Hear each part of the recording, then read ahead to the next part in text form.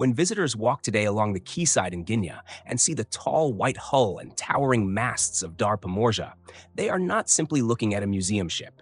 They are standing before a vessel that has lived several lives, flown 3 national flags, crossed every ocean, and helped shape generations of seafarers. Her story is not only about wood, steel, and canvas, but about people, ambition, and a nation's desire to return to the sea.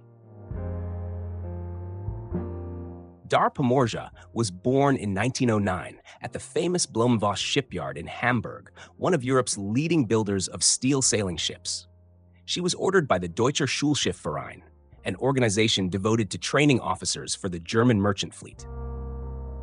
Launched on the 12th of October 1909 and commissioned in April 1910, she received the name Princess Eitel Friedrich, after a member of the German imperial family. She was designed as a 3-masted, full-rigged steel sailing ship, carrying 25 sails, with a total area of about 2,100 square meters. At over 91 meters overall length, with a beam of 12.6 meters and a displacement around 2,500 tons, she was large, strong, and purpose-built for hard training. In her earliest years, she had no engine at all. Cadets learned seamanship the traditional way, by wind and rope. Before the First World War, Princess Eitel Friedrich made regular training voyages in the Baltic and North Seas, sometimes venturing farther into the Atlantic. Life on board was strict. Cadets learned celestial navigation, sail handling, knotting, and heavy weather seamanship. The ship quickly earned a reputation as a tough but excellent school. The First World War interrupted her routine. She remained largely in the Baltic, continuing limited training. When the war ended, Germany was forced to hand over many ships as reparations. Princess Eitel Friedrich was taken first by Britain and then allocated to France, where she became the property of the French state and was renamed Colbert, in honor of the French statesman Jean-Baptiste Colbert. For a time, she was intended to serve as a training ship in Saint-Nazaire, but in reality, she spent long periods laid up. Plans to convert her into a private yacht also failed. By the late 1920s, she was aging, unfashionable, and unwanted, yet still structurally sound. That was when an unexpected opportunity arose. Poland, reborn as an independent state in 1918, was building its merchant marine almost from nothing. Gdynia itself was a new port, rising rapidly from a fishing village into a national maritime gateway. Poland needed a modern sail training ship to replace the aging bark Lwow.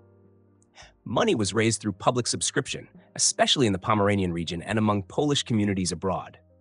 In 1929, the old Colbert was purchased for £7,000. The symbolic name chosen for her said everything: Dar Pomorza, gift of Pomerania.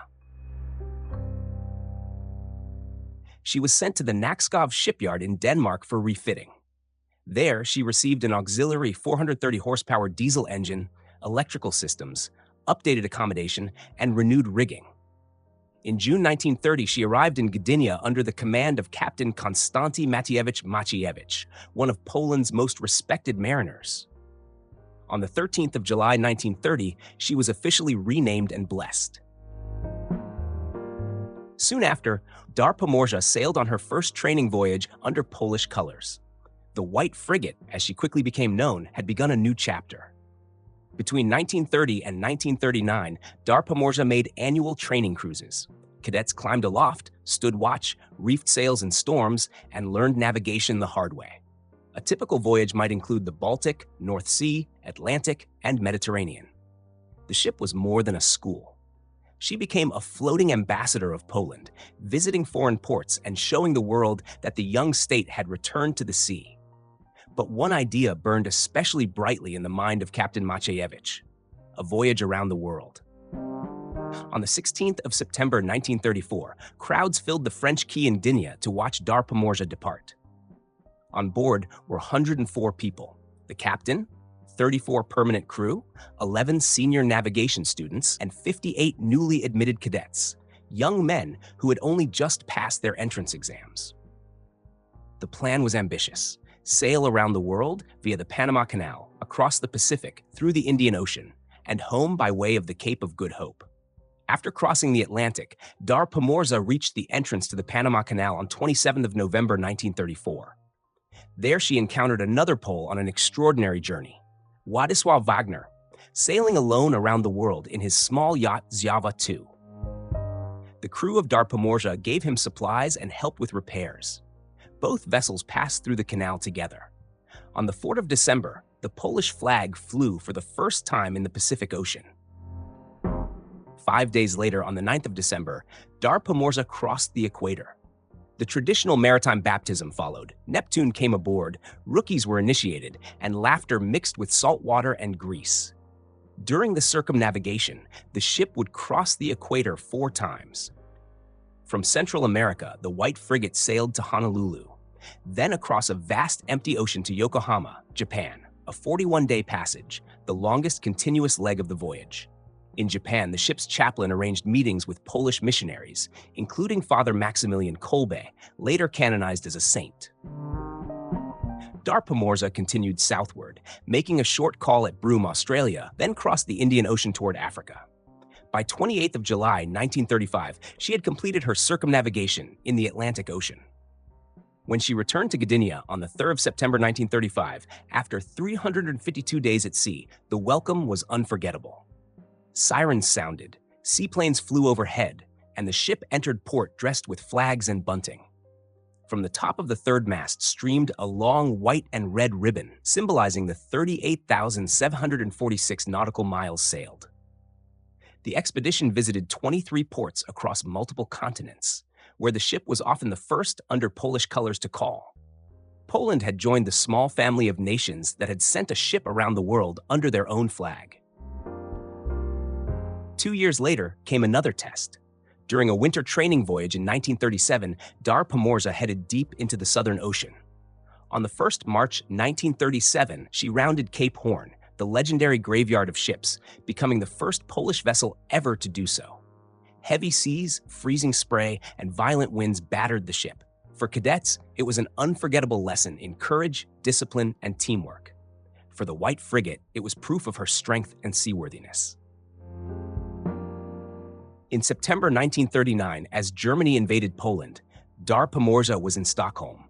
Rather than return to an occupied homeland, she remained in neutral Sweden and was interned for the duration of the war. She became a floating dormitory and support ship for Polish sailors in exile, including crews from interned submarines. Winters were brutal, with temperatures dropping to -30 degrees, but the crew kept her alive with constant maintenance.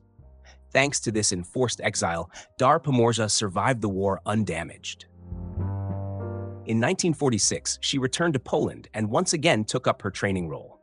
Over the following decades, she sailed extensively in European waters, the Atlantic, and beyond. In 1967, she crossed the Atlantic to Montreal for Expo 67, marking her first ocean crossing since the war. During the 1970s, she became a familiar sight in international tall ship events. In 1972, she won the Solent Ska leg of the Cutty Sark Tall Ships race, defeating much younger vessels.